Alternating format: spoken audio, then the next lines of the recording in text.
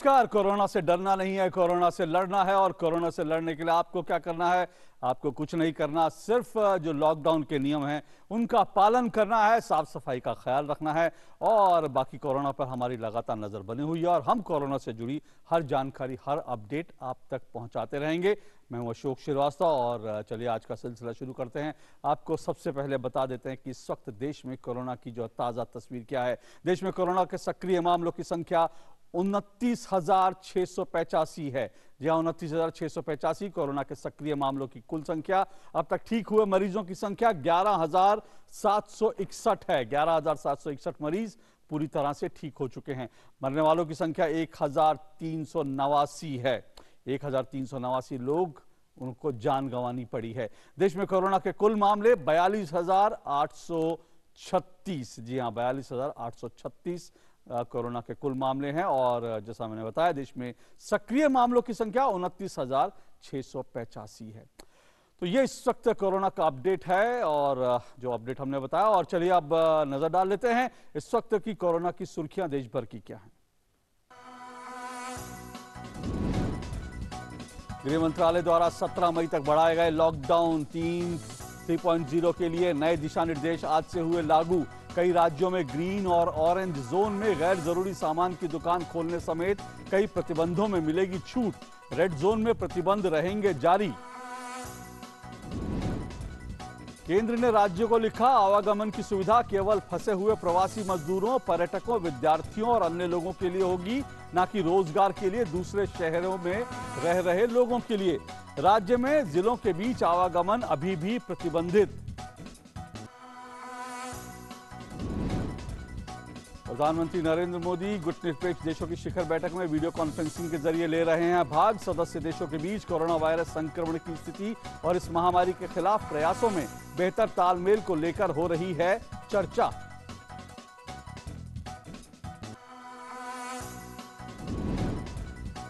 केंद्रीय ग्रामीण विकास और पंचायती राज मंत्री नरेंद्र सिंह तोमर ने जैम पोर्टल और सरस कलेक्शन की शुरुआत की। सरस कलेक्शन ग्रामीण स्वयं सहायता समूहों ने के बनाए गए दैनिक उपयोग के उत्पादों को करता है प्रदर्शित।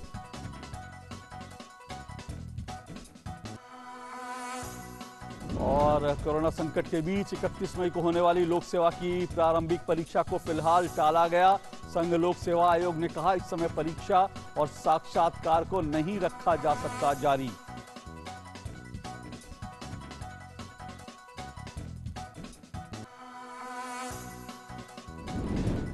भारत में कोरोना संक्रमण के सक्रिय मामलों की संख्या हुई 29,685। 11,761 मरीज हुए स्वस्थ।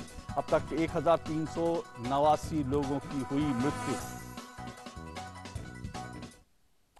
और अब नजर डाल लेते हैं दुनिया भर में कोरोना से जुड़ी खबरें, अहम खबरें क्या हैं। दुनिया भर में कोरोना वायरस के मामले तेजी से बढ़े। अब तक कुल 35 लाख से ज्यादा लोग कोरोना से संक्रमित।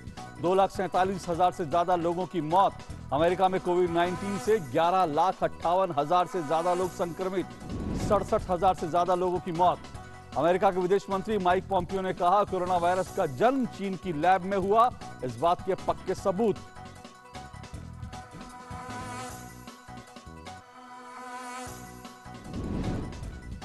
रॉयटर्स एजेंसी का दावा, चीन की रिपोर्ट कहती है कि अमेरिका चीन के आमने सामने होने से वायरस को लेकर चीन के खिलाफ बढ़ रहा है आक्रोश। तिनानमेन जैसी हो सकती है कोरोना पर विश्व की प्रतिक्रिया। ब्राजील में कोरोना संक्रमितों की गिनती 1 लाख के पार। 24 घंटे में ब्राजील में संक्रमण के 4,588 मामले मिले। 275 लोगों की हुई है मौत। स्पेन लॉकडाउन से बाहर निकलने की तैयारी में। पब्लिक ट्रांसपोर्ट में मास्क लगाना होगा अनिवार्य। अब तक 25,428 लोगों की हुई है कोरोना से मौत।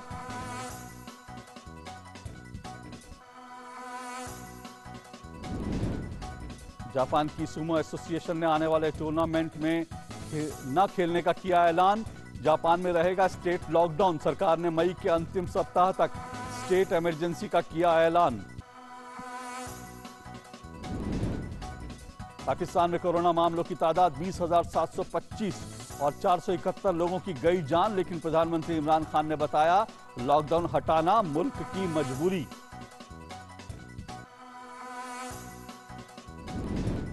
और कोरोना के चलते कराची में अब तक 3 डॉक्टर्स की मौत। पाकिस्तान मेडिकल एसोसिएशन का आरोप, डॉक्टरों को भी नहीं मिल पा रहे वेंटिलेटर।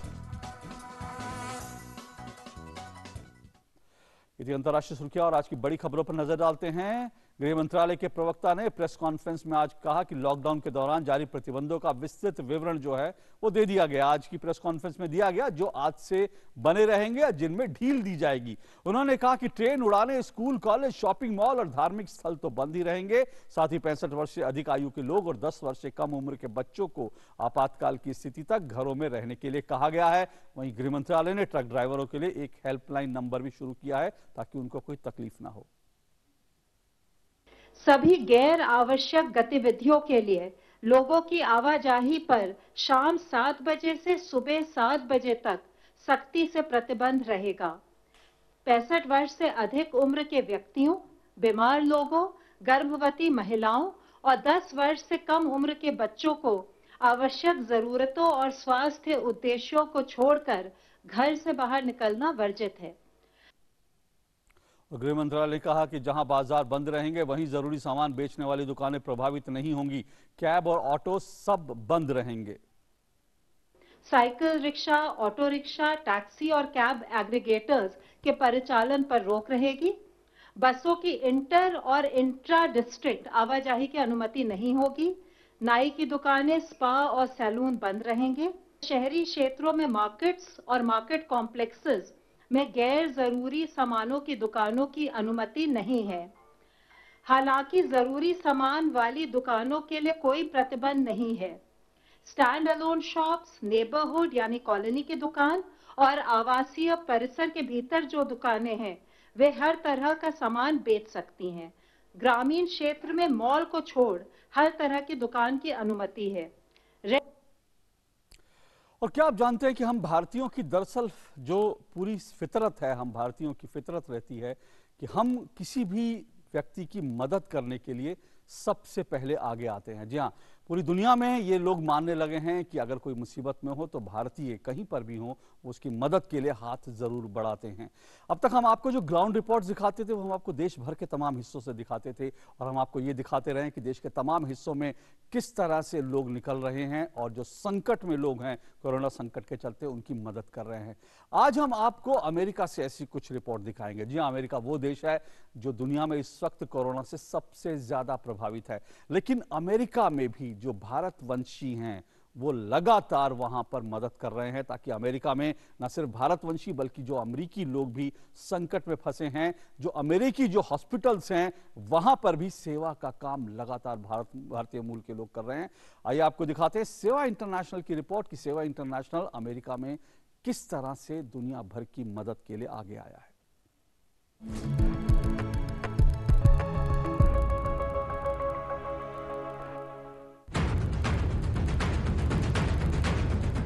पूरा विश्व कोरोना के कहर से जूझ रहा है। हर देश की सरकार और स्थानीय लोग संकट की इस घड़ी में मजबूती के साथ इस समस्या से निपटने के लिए खड़े हैं। बात अमेरिका की करें तो अमेरिका कोरोना से सबसे अधिक प्रभावित है। ऐसे में अमेरिका में रहने वाले भारतवंशी दिन रात लोगों की मदद कर रहे हैं। अमेरिका में भारतवंशियों की एक बड़ी तादाद है। भारतवंशियों की मदद सेवा इंटरनेशनल जैसी संस्थाएं कर रही हैं। ये संस्था सभी की मदद के लिए उनके साथ खड़ी है और उनकी हर संभव मदद कर रही है। COVID-19 pandemic has spread across the US. Thousands have tested positive, hundreds are dying daily. Our community faces various non-medical challenges, emotional afflictions, family emergencies, financial difficulties, children's education, etc.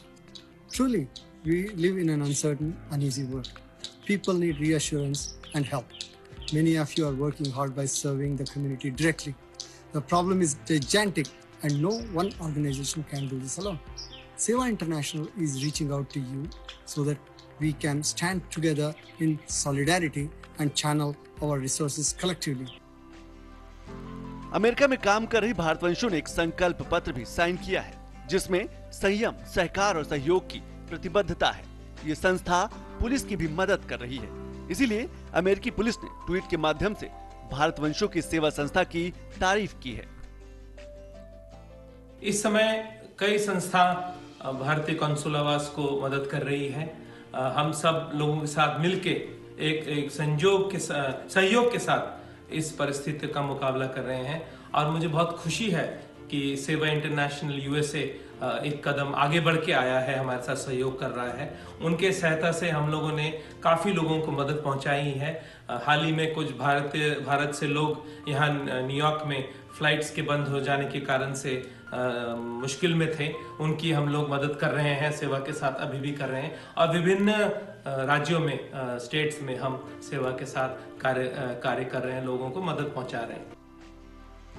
America में रहने वाले भारतीय परिवार घर पर ही mask तैयार कर रहे हैं। बच्चे भी माता पिता की मदद मास्क बनाने में कर रहे हैं और फिर उन लोगों तक ये मास्क पहुंचा दिए जाते हैं जिन्हें इनकी जरूरत है। We are putting some stuff like masks and gloves which are ready to be used by the doctors and the clinics here.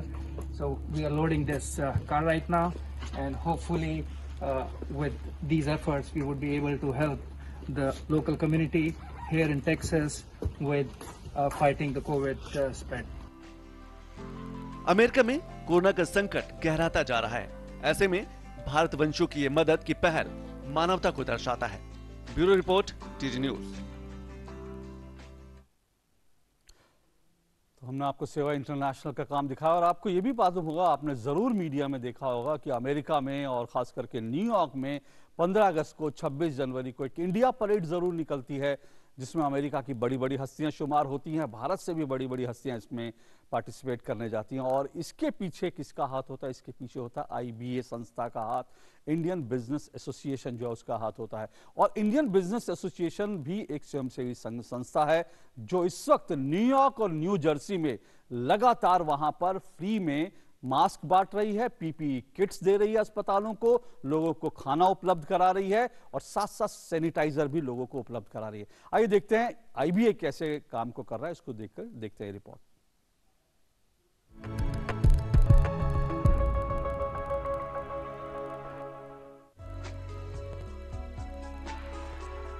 Corona से सबसे ज्यादा प्रभावित देश अमेरिका में सेवा इंटरनेशनल की ही तरह इंडियन बिजनेस एसोसिएशन आईबीए भी इन दिनों कोरोना से युद्ध में अहम भूमिका निभा रही है। भारतवंशियों की संस्था आईबीए ने पीपीई किट की कमी को देखते हुए पीपीई किट से भरे कई ट्रक न्यूयॉर्क और न्यू जर्सी के इलाकों में भेजे, जहां कोई भी स्वास्थ्य कर्मी अपने आई कार्ड दिखाकर पीपीई किट ले जा सकता है। IBA has been contributing countless hours and resources to assist healthcare organizations and populations affected by COVID-19. We are donating on an ongoing basis healthcare necessities and essential items to hospital employees such as doctors, nurses, and staff. We are donating non-perishable food items, toiletries, and essential protective equipment to different city hall, town and county pantries, police and fire departments. We are donating bags containing full PPEs, face shield, KN95 mask, 7 surgical masks, and sanitizer for healthcare workers in several hospitals and nursing home. At this tough time of corona, it's our moral duty to take care of our people, and in that row we are doing a lot of good work. IBA New York और new Jersey में हर साल 15 अगस्त और 26 जनवरी को धूमधाम से भारत का तिरंगा फहराता है।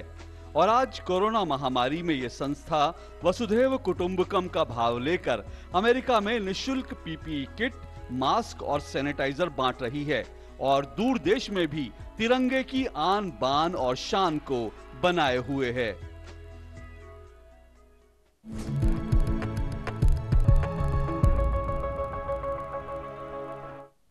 बॉलीवुड के जाने माने जो पार्श्व गायक हैं शान, उन्होंने अमेरिकी जो भारतवंशी हैं जिस तरह से काम कर रहे हैं उसको लेकर क्या संदेश दिया है, आइए उसको सुनते हैं।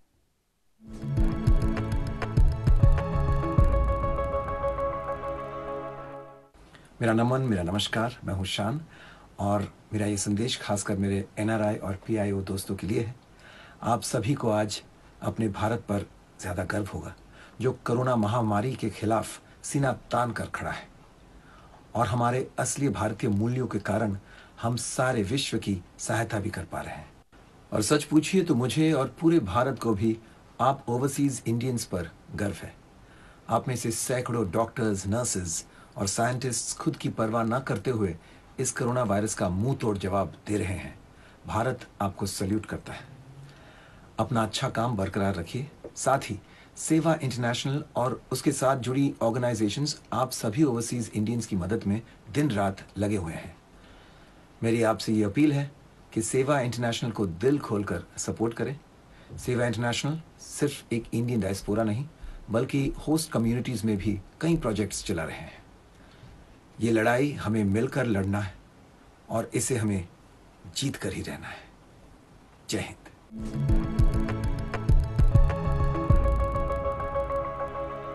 तो हमने आपको अमेरिका की रिपोर्ट दिखाई, अमेरिका में किस तरह से लगातार भारतवंशी वहां पर जो कोरोना पीड़ित हैं और वहां पर जो संकट है उस संकट से निपटने के लिए मदद कर रहे हैं। और आइए अब हिंदुस्तान में देखते हैं, भारत की बात करते हैं। लॉकडाउन में कैसे अयोध्या के युवा जो अधिकारी हैं वो कैसे इस वक्त प्रतियोगी परीक्षाओं की तैयारियां, जो गरीब छात्र हैं उनको ऑनलाइन तैयारी कर रहे हैं। साथ ही कन्नौज में भी प्राथमिक स्कूल के बच्चे घर बैठ करके ऑनलाइन पढ़ाई कर रहे हैं। देखिए इस रिपोर्ट में।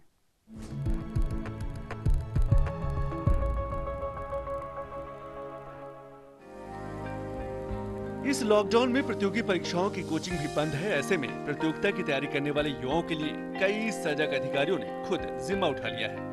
ये है अयोध्या के असिस्टेंट कमिश्नर, जिन्होंने पीसीएस और राज्य स्तरीय परीक्षा देने वाले युवाओं के लिए व्हाट्सएप ग्रुप बनाया और वीडियो कॉल के माध्यम से उन युवाओं की परीक्षा की तैयारी करवा रहे हैं। लॉकडाउन की स्थिति में जब सारे कोचिंग संस्थान बंद हैं, तो उसमें मेरा ये प्रयास है कि जो छात्र तैयारी में गंभीरता से जुड़े हुए हैं उनके लिए आवश्यक सामग्री, जो स्टडी मटेरियल है, उनको उपलब्ध कराया जाए।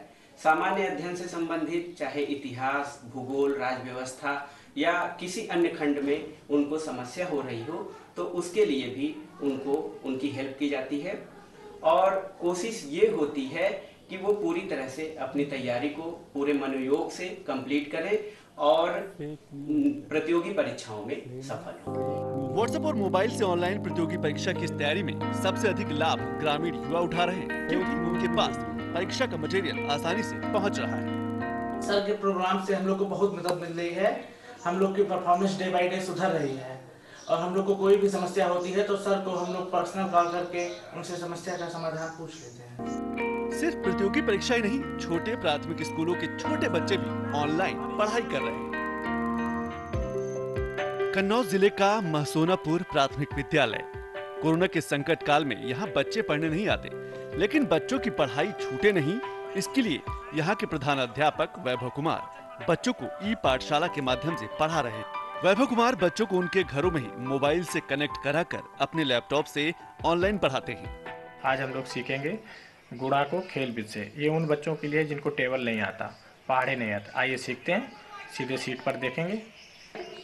जैसा कि आप देखेंगे ये उन बच्चों के लिए लाभकारी है जिन बच्चों को टेबल बिल्कुल नहीं आता। वैभव कुमार इन बच्चों को नवाचार से तरह तरह की वस्तुओं को भी बनाना सिखाते हैं।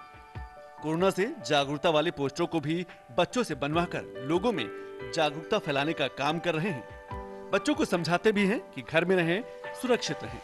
हमारा स्कूल का व्हाट्सएप चैनल है, यूट्यूब चैनल है, उस पर सर जी मैडम जी वीडियो बनाकर डालते हैं। हम लोग देखकर उन्हें पढ़ते हैं, फिर हम लोग लिख कर के वापस भेजते हैं। स्कूली बच्चे भी घर में मोबाइल के माध्यम से शिक्षा प्राप्त कर रहे हैं। बच्चों का कहना है कि टीचर उनको वीडियो कॉल और व्हाट्सएप पर पढ़ाते हैं। बच्चों की पढ़ाई बाधित न हो, इसके लिए योगी सरकार पहले से ही ई पाठशाला का संचालन करवा रही है। Bureau report, TT news. और लॉकडाउन में गेहूं क्रय केंद्रों पर क्या स्थिति है, इसका जायजा लिया हमारे संवाददाता विकास सिंह ने।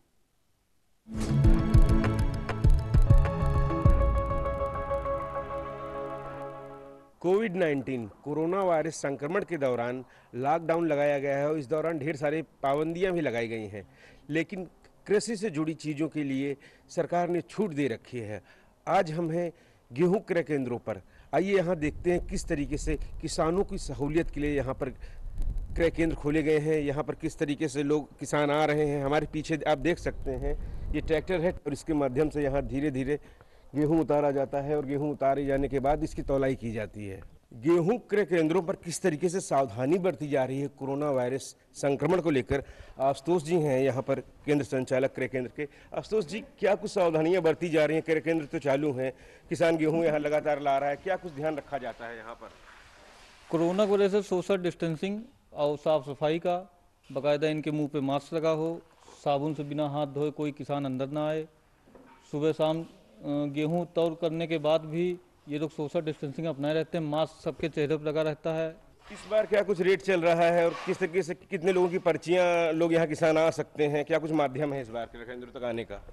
क्रय केंद्र पे आने के लिए पहले किसान भाई जो है अपने मोबाइल से या ऑनलाइन से कहीं से भी ऑनलाइन टोकन ले सकते हैं। अगर वो नहीं भी ले पा रहा तो वो स्वयं खुद आवे हमारे पास, हम उसको ऑनलाइन टोकन यहाँ पे देने के लिए हैं। हम यहाँ पे ऑनलाइन टोकन कर देते हैं, 1 हफ्ते के अंदर उसका नंबर आ जाता है। अपने नंबर पे वो आके सोशल डिस्टेंसिंग वजह से यहाँ पे भीड़ ना इकट्ठा हो पाए, इसलिए नंबर से ही हम लोग उनको बुलाते हैं एक एक करके। सरकार ने कृषि कार्यों के लिए तो छूट दे रखी है, आप लोगों को पता है, लेकिन कोरोना एक बड़ा खतरा है। कितना गंभीर है आप लोग इसको लेके? नहीं, हम लोग सोशल डिस्टेंसिंग का पालन कर रहे हैं, हाथ मुंह सैनिटाइज से हाथ धो रहे हैं और गेहूं भी नियमानुसार तौला जा रहा है। यहाँ पे किसी प्रकार का कोई करप्शन नहीं है, सारी सुविधाएं। अच्छा, क्रय केंद्रों पे आपको पर्याप्त सुविधाएं मिल रही है। अब सरकार सीधे किसान से गेहूं खरीदती है और खाते के माध्यम से पैसा जाता है, तो आपको लगता है पहले की अपेक्षा जो भ्रष्टाचार, जो शोषण करते थे बिचौलिए, 100% एकदम भ्रष्टाचार रहित है सब भैया, भ्रष्टाचार की कोई गुंजाइश नहीं है इसमें। तो यहाँ पर किसान काफी ज्यादा संतुष्ट नजर आ रहे हैं क्रय केंद्रों पर। खासतौर से एक चीज का बराबर ध्यान रख रहे हैं कि कोरोना वायरस के दौरान संक्रमण किसी भी तरीके से किसी को न फैले। कोरोना योद्धा तो अपना काम कर ही रहे हैं, आप सब भी योद्धा बनकर ही कोरोना से लड़ाई में आप अपना सहयोग कर सकते हैं। सुधीर त्रिपाठी के साथ विकास सिंह, डीडी न्यूज, रायबरेली।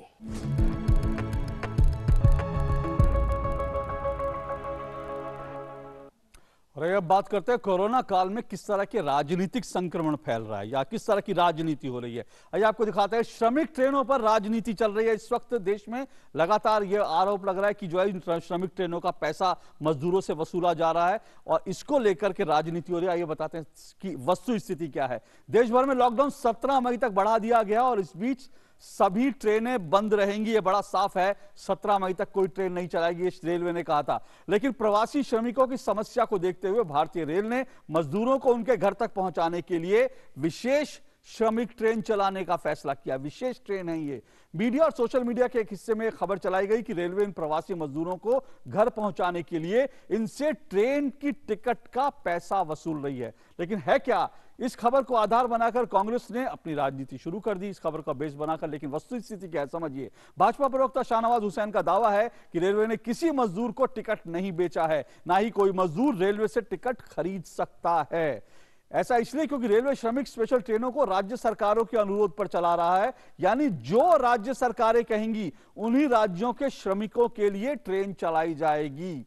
और ट्रेनों में कौन कौन सफर करेगा यह निर्णय भी राज्य सरकारें करेंगी। रेलवे ने राज्यों से इन ट्रेनों के संचालन का सिर्फ 15% पैसा लेने का निर्णय किया है। राज्यों को कहा है कि 15% पैसा इसका देना होगा, वो भी राज्य सरकारों को।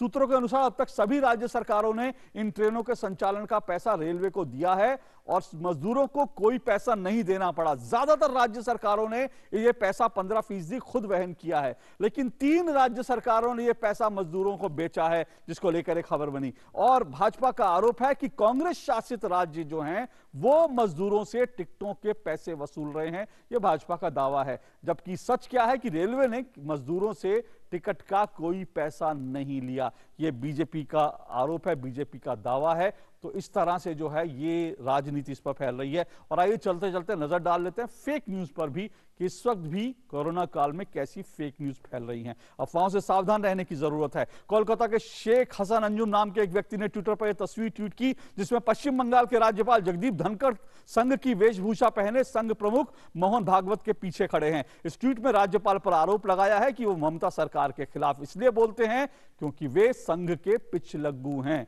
यह ट्वीट किया कोलकाता के शेख हसन अंजुम ने, और ये तस्वीर उन्होंने ट्वीट की जिसमें संघ की वेशभूषा में जगदीप धनखड़ संघ प्रमुख के पीछे खड़े हुए दिखा रहे। लेकिन सच क्या है? सच ये है कि ये तस्वीर मॉर्फ की हुई है ये, और आपको असली तस्वीर भी हम दिखा रहे हैं। जो आप देख रहे हैं बगल में असली तस्वीर है। असली तस्वीर में संघ प्रमुख के पीछे कोई और स्वयंसेवक खड़े हैं, पर शेख हसन अंजुम ने कंप्यूटर की मदद से इस तस्वीर में छेड़छाड़ करी और एक स्वयंसेवक के शरीर की तस्वीर पर राज्यपाल का चेहरा लगा दिया, और इस तरह से उन्होंने अफवाह फैलाई, झूठी खबर, फेक न्यूज फैलाई। तो ये फेक न्यूज थी, ऐसी फेक न्यूज से आपको बचकर रहना है। और आइए देखते हैं कि बच्चे इन दिनों घर पर रहकर क्या दे रहे हैं संदेश कोरोना के समय में।